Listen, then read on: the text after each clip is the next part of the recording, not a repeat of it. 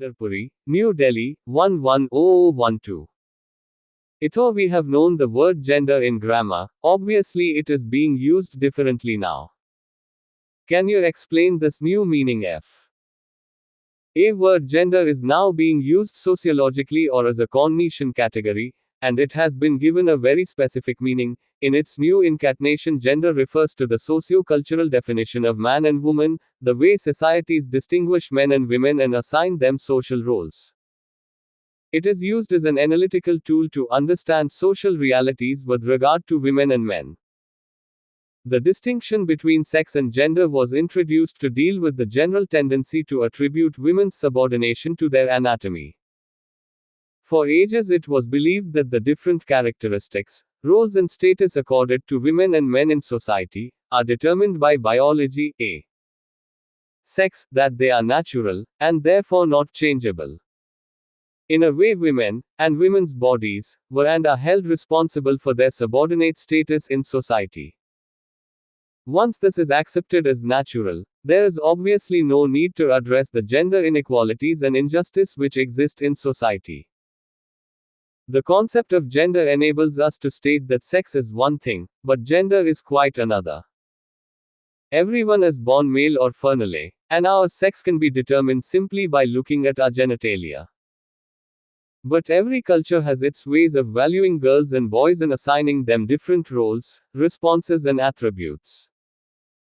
All the social and cultural packaging that is done for girls and boys from birth onwards is pending. Each society slowly transforms a male or female into a man or a woman, into masculine and feminine, with different qualities, behavior patterns, roles, responsibilities, rights, and expectations. Unlike sex, which is biological, the gender identities of women and men are psychologically and, plus, is and socially. Which means historically and culturally, equals G, N, are determined. And Oakley, Hovis plus I, Y, J, I, H, A. Among the first few feminist thoughts, as scholars to use this concept, says the following: gender, CSFA, is a matter of culture. It refers plus to the social classification of men and women into masculine and feminine. That people are male or female can usually be judged by referring to biological evidence.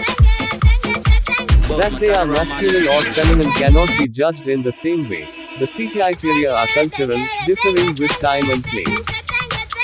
The constancy of sex must be admitted, but so also must the variability of gender. She concludes that gender has no biological origin, that the connections between sex and gender are not really natural at all. Let us see the main differences between these two terms. Sex, gender. Sex is natural, gender is socio-cultural, and it is man-made. Sex 18 biological. It refers to gender is socio-cultural and it visible differences in genitalia refers to masculine and feminine related differences in 9 qualities: behavior, procreative function, patterns, roles and responsibility. Ties, etc. Sex is constant, it remains, the gender is variable, it changes, same everywhere, from time to time, culture to culture, even finally to family. Sex cannot be changed. Gender can be changed. Or does one translate gender into South Asian languages? TT is indeed a problem. While English has 2 different words, sex and gender, most South Asian languages have only one word, aga, used for both sex and gender. To distinguish between them, we have found 2 words to qualify daga. For sex we say, prakring ned, or natural, biological sex, and for gender, samapvik. INGD, or social sex. In fact, this definition often works better than sex and gender, because the terms themselves contain the definition, and so no further explanations are required. But isn't gender closely related to our sex? Aren't the roles and behavior assigned to women and men based on their sexual differences? NLY to some extent. Because of their bodies, women, but not all women, bear children, feed them and menstruate. But other than this, there is nothing they do that men cannot do or that men can do and women cannot. Bearing children does not mean that only women can or should look after them. Men can just as well do the caring, so just having male or female bodies does not necessarily have to determine our characteristics, roles, or destinies. But in reality, it is quite difficult to establish what is natural and what is socially constructed, because as soon as a child is born, families and society begin the process of gendering. In many South Asian cultures, the birth of a son is celebrated, the birth of a daughter is bemoaned. Sons are showered with love, respect, better food, and better health care. Boys are encouraged to be tough and outgoing, girls are encouraged to be demure and homebound. There is nothing in a girl's body which stops her from wearing shorts, or climbing trees or riding bicycles, and there is nothing in a boy's body which stops him from playing with dolls, looking after younger siblings, or helping with cooking or cleaning the house. All these differences are gender differences and they are created by society. Proof of the fact that gender is a cultural and social attribute rather than a natural one is that it keeps changing over time in different places and among different social groups. For example, a middle-class girl may be confined to the home or school while a tribal girl may roam around in the jungles freely, taking the animals for grazing, or climbing trees for fruits, leaves, or branches.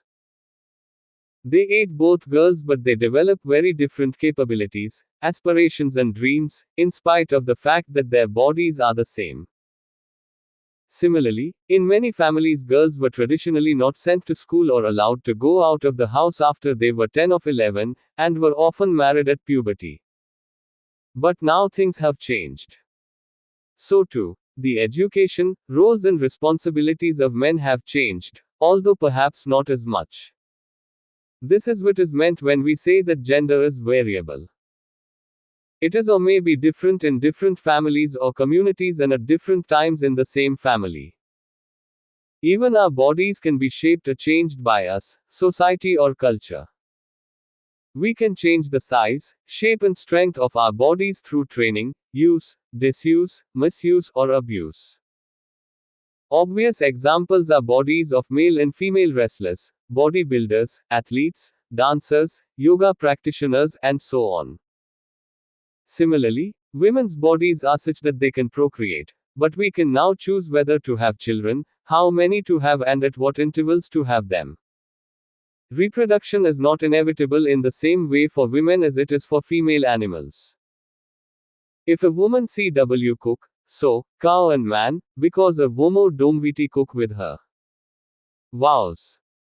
What follows from this is that the different status women and men enjoy in society is indeed socially and culturally determined.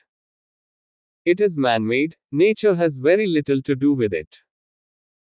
It is gender, not sex, which has determined that, almost everywhere, women as a group are considered inferior to men, they enjoy fewer rights, control fewer resources, work longer hours than men, but their work is either undervalued or underpaid.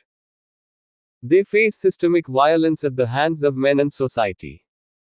And they have little decision-making power in social, economic, and political institutions. No social order in history has extended, distorted, and used the natural difference between the sexes as brutally and systematically as ours. This order first transformed natural sex into a social artificial gender, made men out of men, and women out of women, in fact, turned men into the human race, and women into simply a sex as such.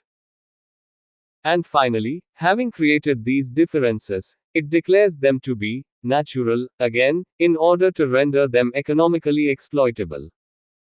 Claudia von Werlhoff. Every society prescribes different norms for girls and boys, women and men, which determine almost every aspect of their lives and their futures. Let's just look at the more obvious ones. Dress. Girls and boys, women and men dress differently in most societies. In some places this difference may be minimal, at others very static. In some communities women are made to cover their bodies from top to toe, including their faces. The mode of dress can and does influence the mobility, sense of freedom and dignity of people. Attributes in most societies women are expected to have and perfect qualities such as gentleness, caring, nurturing and obedience.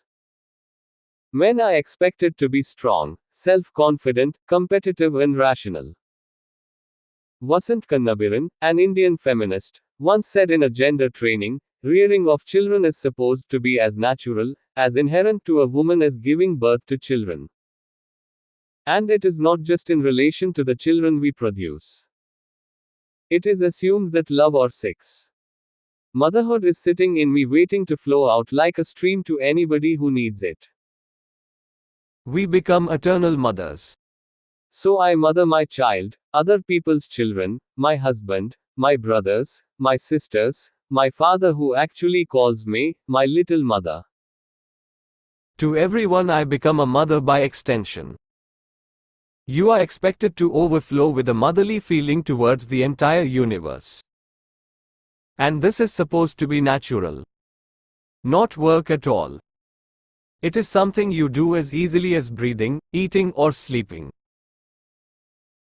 Roles and responsibilities: men 8 considered to be the heads of households, breadwinners, owners and managers of property, and active in politics, religion, business and the professions. Women, on the other hand, are expected and trained to bear and look after children, to nurse the infirm and old, do all household work, and so on. This determines their education or lack of it, preparation for employment, nature of employment, etc. However, the degree of differentiation between male and female roles varies widely. Sometimes the rules 8 merely preferential, and very little anxiety is shown by either sex over temporary role reversals. Cora Du Bois reports that in ALO, although there are distinctions between the economic roles of the sexes, it is not thought unhealthy for anyone to take on the other sex's work. Rather, they are admired for possessing a supplementary skill. The women control the subsistence economy and the men occupy themselves with financial deals, but many men are passionate horticulturists and many women have financial skills. In some cultures, on the other hand, where horticulture is defined as a female pursuit, a prostitute for it in a man is regarded as proof of sexual deviation. In yet others, a special category may even be created for females who excel in pursuits assigned to both sexes. Anne Oakley *. Other societies impose rigid sex roles. The Munduruku Indians of central Brazil, again according to Anne Oakley, are an example of a society in which the polarization of sex roles and sex groupings has become a primary social element. The physical and social separation of the sexes is virtually complete. Men and boys live in men's houses separate from females. Each sex group, with the exception of small children, interacts only within itself, and antagonism between the two is shown on many ritual and other occasions. The sexual polarity pervades not only economic tasks and social roles, but the area of personality as well, where it takes the form of a concern with dominance and submission. Anxiety about people's ability to stay within the prescribed sex roles and personality types, and about the real and imaginary desire to transcend them, is expressed in many PTECES of folklore and ritual degree. Some of these differences arise because girls and women are biologically weaker. Situally, biologically speaking, men are the weaker sex and 8Y chromosome, found only in men, is responsible for many handicaps. A list given by Ashley Montague in his book The Natural Superiority of Women contains 62 specific disorders due largely or wholly to sex-linked genes and found mostly in males. About half of them 8 serious, and include hemophilia, failure of the blood clotting mechanism, mastral stenosis, a heart deformity, and some forms of mental deficiency. At every stage of life, beginning with conception, more genetic males die than genetic females. More males than females are produced, and the two facts of greater mortality and greater production seem to go hand in hand. Although X and Y sperms appear to be produced in equal numbers, between 120 and 150 males are conceived to every 100 females. By they. To the outsider, Western societies seem to have very little gender differentiation, but as Anne Oakley points out, in Western societies today, sex has an organizing principle of the social structure, and despite popular belief NP to the contrary, it plays a great part in determining social roles. So it is not surprising to find that, as among the Munduruku, a great deal of anxiety in Western culture has its roots in the demands made by gender roles. Psychiatrists tell us that a great deal of our security as adults comes from staying within the boundaries of these roles. We must stay within them if mental health is to be preserved. Time of birth: the ratio of males to females has dropped to about 106:100 in the US, whites only, and in Britain to about 98:100. More males than females are miscarried or stillborn, and more males than females die of birth trauma. 54% more males than females die of birth injuries and 18% more of congenital malformations. In fact, the life expectation of the female at birth is almost universally higher than that of the male. In Britain, life expectation at birth is 74.8 years for females, but 68.1 for males. In China it is 65.6 and 61.3 respectively. In Brazil, 45.5 and 41.8. Anne Oakley provides ample data from research studies to show that men are much more susceptible to infectious diseases and mortality. According to her, this susceptibility has been directly connected with the difference in chromosomal makeup between male and female. Genes controlling the mechanisms by which the body withstands infection are transmitted via the X chromosome. The male's higher susceptibility has a distinct biochemical basis.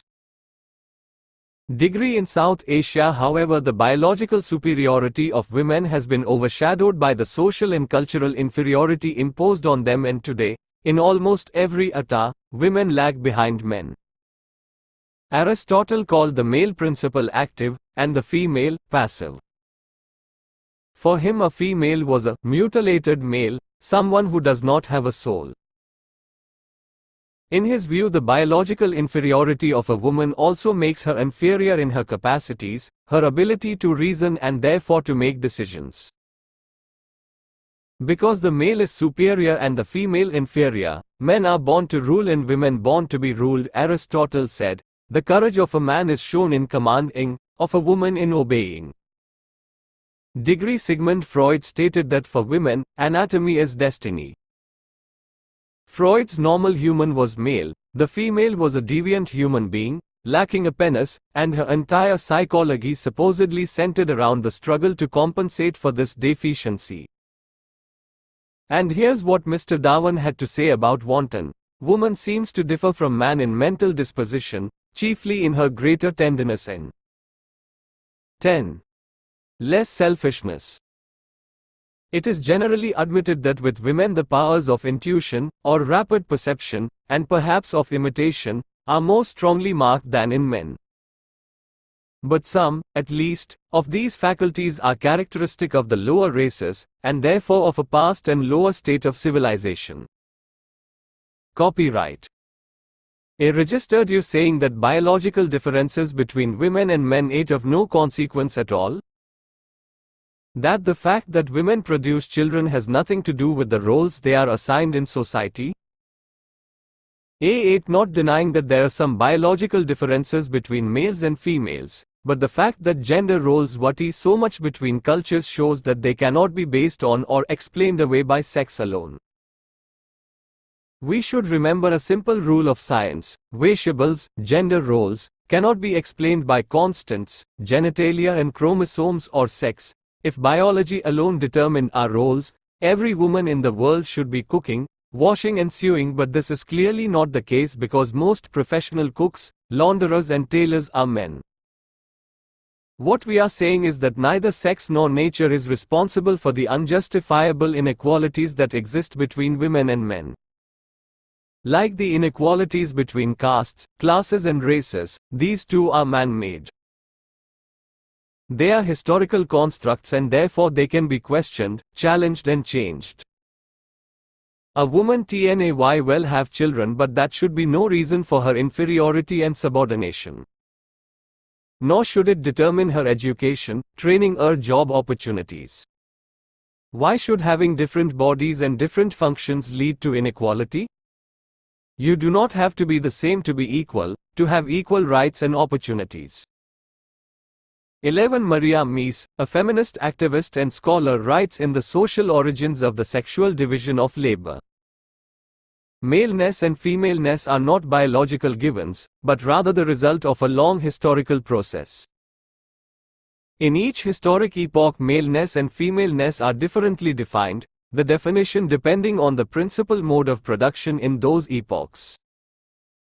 Therefore, men-women develop a qualitatively different relationship to their own bodies.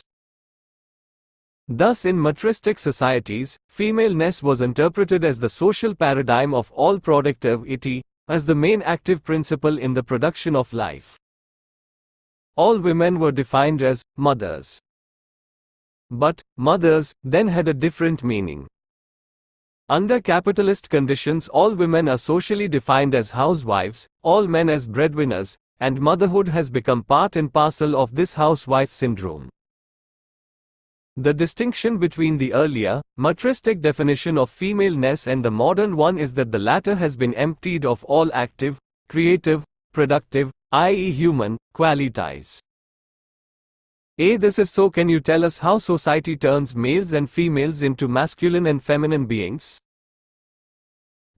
Happens through a process of socialization or gendering, an ongoing process within families and society.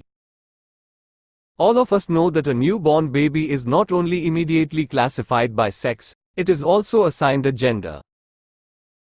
We have already seen how in some cultures even the welcome given to a newborn child is different. This is followed by the difference with which they are addressed, handled, treated and clothed and, through this regulation, taught how they should behave to be part of the society they 12 are born into. This is called socialization. The specific process of socialization which teaches children their gender roles is also called gendering or gender indoctrination. Different social mechanisms teach children masculinity and femininity of personality and make them internalize behavior, attitudes and roles. According to Ruth Hartley, socialization takes place through 4 processes, namely, manipulation, canalization, verbal appellation and activity exposure, explained below.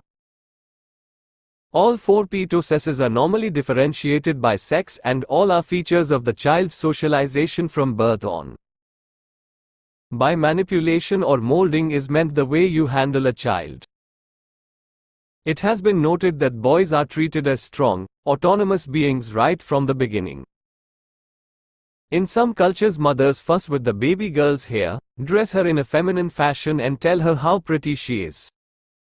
These physical experiences of early childhood are very important in shaping the self-perception of girls and boys. The second process, canalization, involves directing the attention of male and female children to objects or aspects of objects. Examples of this are giving girls dolls or pots and pans to play with, and encouraging boys to play with guns, cars and aircraft. In working-class homes in South Asia, F. Girls don't play with pots and pans, they are equals made to start cleaning teal pots and pans, and real homes, looking after real babies, once while they are still very young.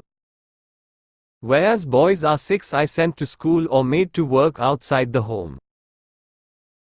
Through this kind of differential treatment, the interests of girls and boys are channelized differently and they develop different capabilities, attitudes, aspirations and dreams. Familiarity with certain objects directs their choices. 13 verbal appellations are also different for boys and girls. For example, we often say, "Oh, how pretty you look," to girls, and to a boy, "You ain't looking big and strong." Research studies show that such remarks construct the self-identity of girls and boys, men and women, children learn to think of themselves as male or female and so to identify with other males or females. Family members constantly transmit aspects of gender role directly in the way they talk even to very young children, and they also convey the importance given to each child. The last process is that of activity exposure. Both male and female children are exposed to traditional masculine and feminine activities from their very childhood. Girls are asked to help their mothers with household chores, boys to accompany their fathers outside. In communities where the sexes are segregated, girls and boys live in two distinct spaces and are exposed to very different activities. It is through these processes that children imbibe the meaning of masculine and feminine, and internalize them almost unconsciously. If this process of socialization is an ongoing one, then why is it that the debate between nature or nurture still continues? Isn't it obvious that upbringing is responsible for differences between girls and boys? The amazing thing is that many of us are not always aware of what we are doing to our children. In fact, we may believe we treat girls and boys differently because they are actually different. We may not accept that our daughters and sons develop differently because of the way schools, communities, and we ourselves treat them. Children also learn these tools without 14. Being aware of the fact that they are being molded. If there were no differences between girls and boys, and all girls and all boys everywhere behaved more or less in the same way, one could argue that gender roles are based on sex, but as we have seen, that is not the case. Sanctions or disapproval against children and adults when they deviate from their gender roles is another very powerful way of making everyone conform to expected male-female behavior. The most common form of sanction is social ridicule. The worst case I have come across of a backlash against women who dared to deviate is from in a village in Kerala. 3 young women workers saw their male colleagues go into a local pub every day. One day they decided to do the same just for fun. That led to all kinds of men following them and approaching them for sexual favors, because they had dared to walk into a place where good women do not enter. They were defined as bad. The logic was, if you can walk into a pub, you should be available for sexual pleasure too. Not being able to deal with the social ridicule and harassment that followed, 2 of the girls committed suicide. In addition to social sanctions, there are also economic sanctions, and, according to Anne Oakley, the severe problems confronting single women with children, and their economic difficulties are an index of society's disapproval of them. Often, families threaten or refuse to financially support children who deviate from set norms and practices. And you elaborate on this business of labeling certain characteristics and qualities as masculine, and others as feminine? Certain dualities have come to be defined as male or female when they need not necessarily be either. For example, 15 body mind nature culture emotion reason object subject private, pubic, with those on the left being female, and the ones on the right, male. Not only have the two bin_RR on I ranged as polar opposite,